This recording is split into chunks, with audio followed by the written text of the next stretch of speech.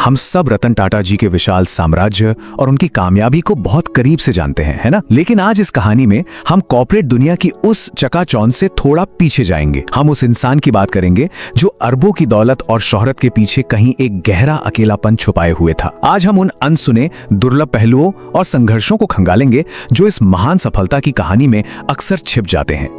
जरा सोचिए, क्या होता है जब आपके पास दुनिया भर की ताकत हो, असीमित साधन हो, लेकिन जब बात एक पारंपरिक परिवार की आती है तो एक अजीब सा सन्नाटा हो।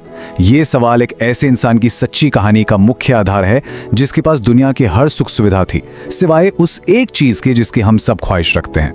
जब कोई इंसान एक पूरे राष्ट्र की औद्योगिक दिशा तय कर रहा हो तो उसके व्यक्तिगत जीवन के एकांत में आखिर क्या चल रहा होता है? अपने करीबी दोस्त सिमी ग्रेवाल के साथ एक बहुत ही दुर्लभ और ईमानदार इंटरव्यू में उन्होंने कुछ ऐसा कहा था जो सीधे दिल को छू जाता है। उन्होंने बिल्कुल बेझिझक ये माना था कि कई बार मुझे पत्नी या परिवार ना होने के कारण अकेलापन महसूस होता है। एक ऐसा व्यक्ति जो पूरी दुनिया को लीड कर रहा था, वो अंदर से एक साथी के लिए कितना अकेला महसूस कर रहा था, ये सच में बहुत हैरान कर देने वाला और भावुक सच है।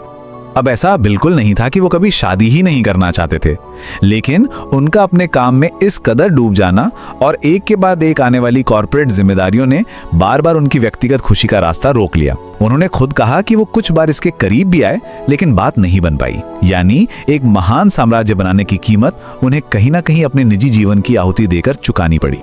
देखिए, ऑर्गेनाइजेशन साइकोलॉजिस्ट हमेशा ये मानते हैं कि अत्यधिक सफल लोग अक्सर एक बहुत गहरे अकेलेपन का शिकार होते हैं।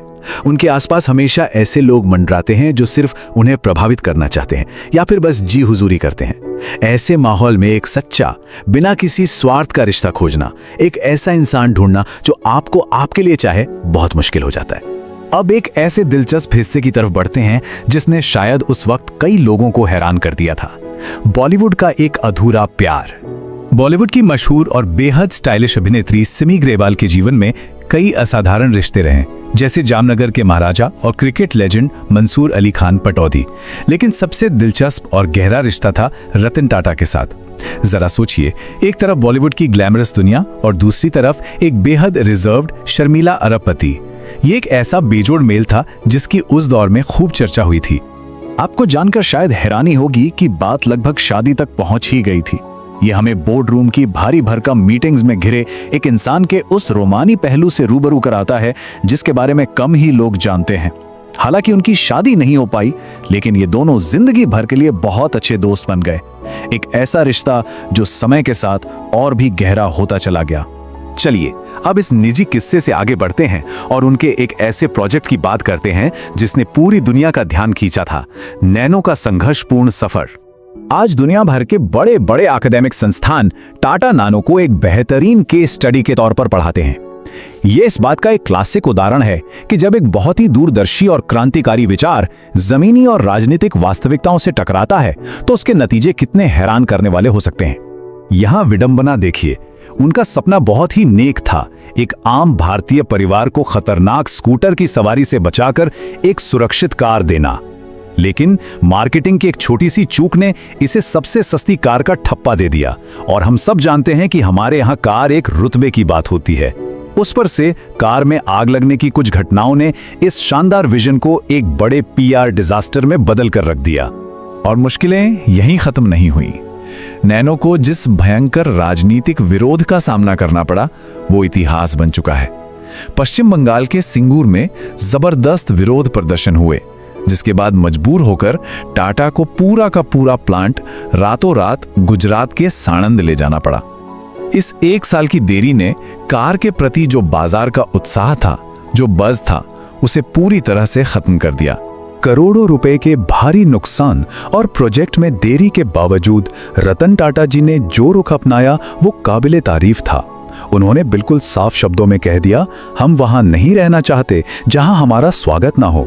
ये करुणापूर्ण पूंजीवाद यानी कंपैशनेट कैपिटलिज्म का एक बहुत बड़ा उदाहरण है। किसी प्रोजेक्ट को जनता पर जबरदस्ती थोपने से बेहतर उन्होंने वहां से चले जाना ही सही समझा। चलिए अब एक नजर डालते हैं उस दुनिया पर जो बाहर से बहुत शांत दिखती है, लेकिन अंदर क्या चलता है। भयंकर कॉर्पोरेट युद्ध और प्रतिद्वंद्विता। हम बात कर रहे हैं भारतीय कॉर्पोरेट इतिहास के सबसे चौंकाने वाले बोर्डरूम तख्तापलट की। साइरस मिस्त्री के साथ जिस रिश्ते की शुरुआत भारी उम्मीदों के साथ हुई थी, वो अक्टूबर 2016 में एक अचानक सर्जिकल स्ट्राइक जैसी बर्खास्तगी के साथ खत्म हुआ। इस घटना ने पूरी दुनिया के व्यापार जगत को सच में हिलाकर रख दिया था। आखिर ऐसा क्या हुआ था? पर्दे के पीछे की कहानी यह है कि मिस्त्री का अपने परिवार के शपूरजी पालोनजी ग्रुप से पूरी तरह अलग न होना और बोर्ड मीटिंग्स में उनके तीखे हस्तक्षेप ने माहौल खराब कर दिया था। लेकिन सबसे बड़ी वजह थी टाटा के मूल मूल्यों और संस्कृति के साथ उनका मेल न खाना, और टाटा ग्रुप के लिए उनके मूल्य ही सब कुछ हैं। मिस्त्री को इस तरह हटाना रतन टाटा के लिए कोई आसान फैसला बिल्कुल नहीं था। उनके करीबियों का कहना है कि इस एक फैसले ने उन्हें व्यक्तिगत रूप से बहुत तकलीफ दी थी, क्योंकि उन्हें इस तरह से निकालना हमारे काम करने का तरीका नहीं था। ये उनके स्वाभाविक और गरिमापूर्ण तरीके के बिल्कुल उलट था।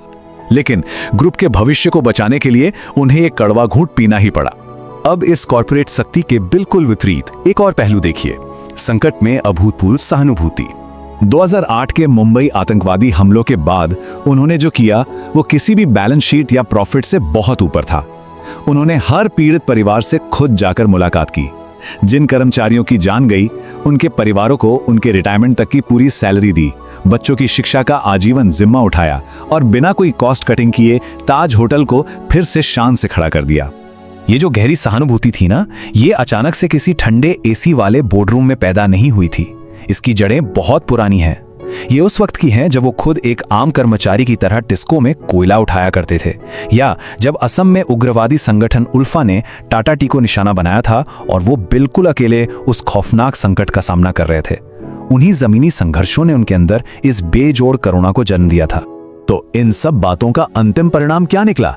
आइए उनकी परम विरासत को समझते हैं। स्क्रीन पर इस आंकड़े को जरा ध्यान से देखिए, 13,764%। जी हाँ, ये कोई टाइपिंग मिस्टेक नहीं है। ये टेल्को यानी आज की टाटा मोटर्स का रेवेन्यू ग्रोथ है, जो 1988 से 2013 के बीच उनके लीडरशिप में हासिल किया गया था। ये नंबर अपने आप में चीख चीख कर उनके विजन और रणनीतिक दिमाग की गवाही देता है। उन्होंने भारत के व्यापार को एक आक्रामक वैश्विक पहचान दी। टेटली टी, कोरस स्टील और जैगवार लैंड रोवर जैसी बड़ी कंपनियों को खरीदा। आपको याद होगा, जब वे जैगवार खरीद रहे थे तब कुछ ब्रिटिश लोगों ने ताना मारा था कि साइकिल चलाने वाले देश को प्रीमियम कारें नहीं खरीदनी चाहिए। और फिर रतन टाटा ने उसी डूबती हुई कंपनी को मुनाफे में लाकर उन सबकी बोलती हमेशा के लिए बंद कर दी। लेकिन उन्होंने सिर्फ पैसे नहीं कमाए, उन्होंने टाटा कोड ऑफ कंडक्ट के जरिए दुनिया को ये सिखाया कि सख्त उसूलों और नैतिकता के साथ भी दुनिया पर राज किया जा सकता है।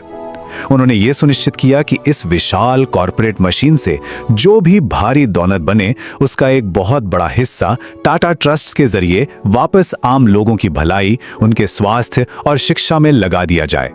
इस पूरी असाधारण और हैरान करने वाली यात्रा को देखने के बाद दिमाग में एक ही सवाल घूमता है, क्या इस महान विरासत को बनाने और दुनिया को बदलने की कीमत सच में वो गहरी व्यक्तिगत तन्हाई थी जिसे उन्होंने जीवन भर खामोशी से सहा? इस बारे में आप क्या सोचते हैं?